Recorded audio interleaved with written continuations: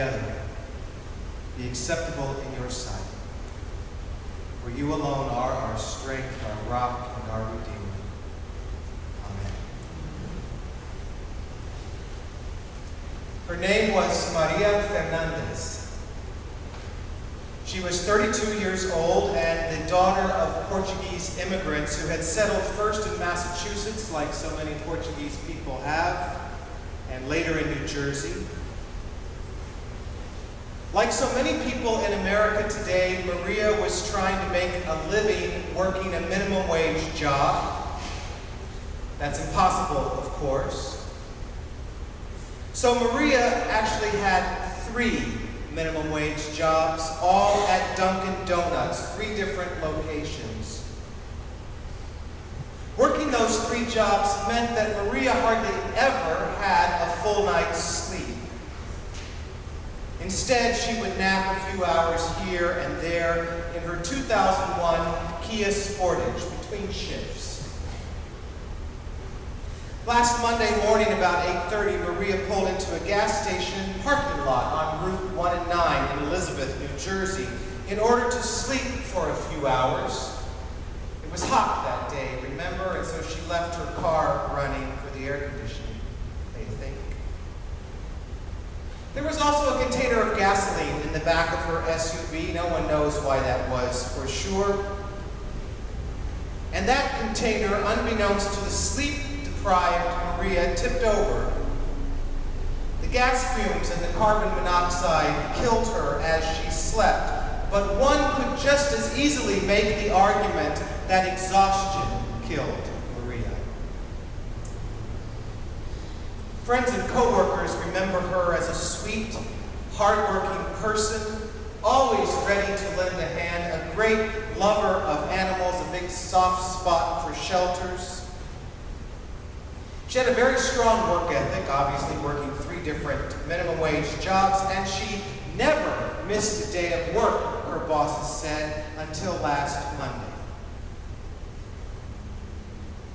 Maria was exhausted and distracted and overburdened. Most of us are too.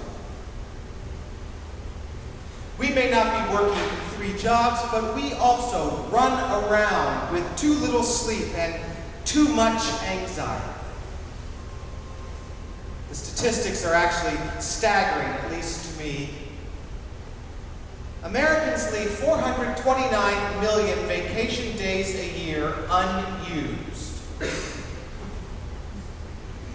Even when we are out of our workplaces, we're still working, so much so that on average, the American person works 1 day of overtime each week. 40% of all Americans are not getting the recommended amount of sleep. 40% of us check work email while we're on vacation. 50% of us check it in bed, and 38% of it check our email at the dinner table. Americans take less vacation, work longer days, and retire later than the rest of the world. And gosh dang it, we're proud of it. It's that Protestant work ethic on steroids. And yet, enshrined in the 10 Commandments, those hallowed and foundational words for Jews and Christians, is a commandment to rest. Someone has called this commandment the Rodney Dangerfield of the Decalogue because it gets no respect. It gets no respect because we no longer respect the idea behind it. Sabbath has passed into history like rotary telephones and typewriters, and its absence is killing us. The 10 Commandments are what scholars call the apodictic law. That is, those things that are absolutely necessary for a good life. There is no debate and nuance here. And these commandments are traditionally broken into 2 groups: the commands to love and honor God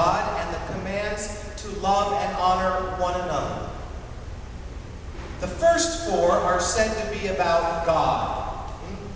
Don't have any other gods. Don't worship idols. Don't use God's name for your own evil purposes. Remember the Sabbath day. The final 6 are said to be about other people. Respect your parents. Don't kill. Don't cheat on love. Don't steal.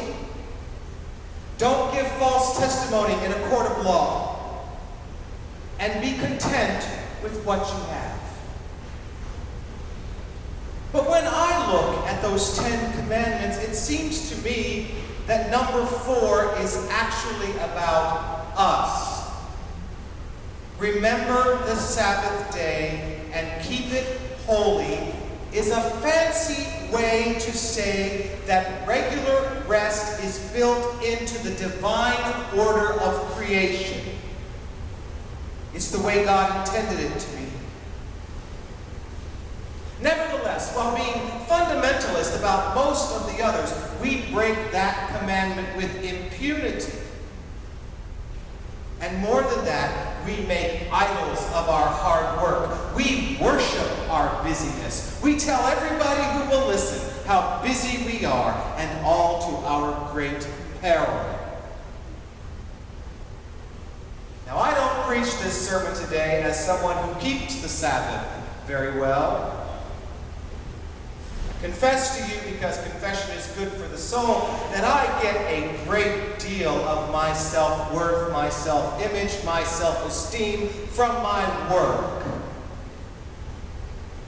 I love my day off. I built a big hedge around it, but truth be told, on Friday I often have no idea what to do with myself. So more often than not, I find different kinds of work to do, because productivity and busyness are my drugs. Perhaps I'm running from something, I think. I'm not quite sure what it is, but it scares me a little bit. Remember the Sabbath day and keep it holy. I'm just old enough to remember the tail end of a time when Sundays were different from all the other days of the week. Stores were closed, and lots of people went to church and ate a big dinner and played cards and took naps and read books and visited Grandma. But those days are long gone, and maybe actually it's for the better. Forced conformity and Christianizing the masses rarely taught anyone anything. But whether it's on Sunday or another day, the notion of taking a whole day to disconnect from your regular routine, that is the point.